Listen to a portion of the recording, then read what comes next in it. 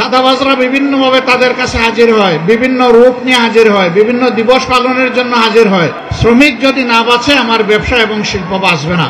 শ্রমিক এবং কর্মজীবী মানুষ, শুধু শ্রমিক না, শ্রমিকদের বাইরে শ্রমিকের একটা সংজ্ঞা আছে, আবার কর্মজীবীরও আলাদা একটা সংজ্ঞা আছে। এই সকল পর্যায়েরই মানুষ বিভিন্ন ক্ষেত্রে তারা নির্যাতিত এবং তাদের ন্যায্য অধিকার থেকে তারা বঞ্চিত। মিল, ফ্যাক্টরি, ইন্ডাস্ট্রি, বিভিন্ন জায়গায় যারা উদ্যোক্তা, তারা বিভিন্নভাবে তাদের সহকর্মী শ্রমিক এবং কর্মচারীদেরকে তারা উপযুক্ত মূল্যায়ন করেন না, তাদের শ্রমের মর্যাদা দেন না, কর্ম পরিবেশ নিশ্চিত করেন না। এটি হচ্ছে বাস্তবতা। আবার আরেকটা বাস্তবতা আছে, তারা যেমন নির্যাতন করেন শ্রমিকদের উপর, আবার তারা নির্যাতিত হন চাঁদাবাজদের হাতে।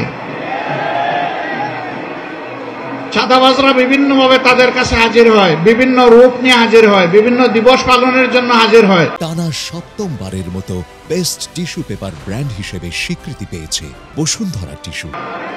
এমনকি আজকের দিবসটি পালন করার জন্যও বিভিন্ন জায়গায় হাজির হয়েছে। এই দ্বন্দ্ব কতদিন চলবে? আমরা চাই না এই দ্বন্দ্ব চলুক। আমরা চাই মালিক পক্ষ এটা বুঝবে, শ্রমিক বাঁচলে আমার শিল্প বাঁচবে, আমার ব্যবসা বাঁচবে। শ্রমিক যদি না বাঁচে আমার ব্যবসা এবং শিল্প বাঁচবে না। আবার শ্রমিকরাও বুঝবে, উদ্যোক্তা, মালিক, শিল্পপতি যারা আছেন তারা যদি বাঁচে তাইলে আমরাও বাঁচব। কারণ আমার কর্মস্থলটাই যদি ধ্বংস হয়ে যায় আমি দাবিটা করব কার কাছে? এই জন্য উভয় পক্ষেরই এখানে দায় আছে, দায়িত্ব আছে। সত্যিকার অর্থে আমরা যদি একটি টেকসই বাংলাদেশ গড়তে চাই, একটি শান্তির বাংলাদেশ গড়তে চাই, তাহলে সমাজকে হাতে হাত ধরে পরস্পরকে সম্মান এবং ভালোবাসা দিয়ে এই সমাজকে গড়ে তুলতে হবে।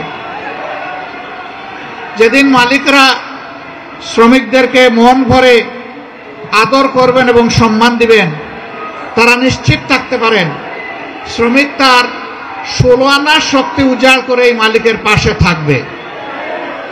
আর শ্রমিক যতদিন পর্যন্ত অনুভব করবে যে আমার মালিক তো আমাকে মানুষই মনে করে না, আপনি ধরে নেবেন সেও আপনার শিল্পের সংরক্ষণের দায়িত্বও কিছু মনে করবে না। উভয় পক্ষ আমরা ক্ষতিগ্রস্ত হব। এই জন্য শ্রমিক কল্যাণ ফেডারেশনের মূল কাজটি হচ্ছে মালিক এবং শ্রমিকের সমন্বয়ে একটি দরদি, একটি পারস্পরিক ভালোবাসা এবং সম্মানের সমাজ গড়ে তোলা। আমরা সেই সমাজটাই দেখতে চাই। বাংলাদেশের কর্ম উপযোগী 70% মানুষ হচ্ছেন তারা কর্মজীবী, তারা শ্রমজীবী। 70% মানুষকে উপেক্ষা করে কোনো সমাজ সামনের দিকে এগিয়ে যেতে পারবে না।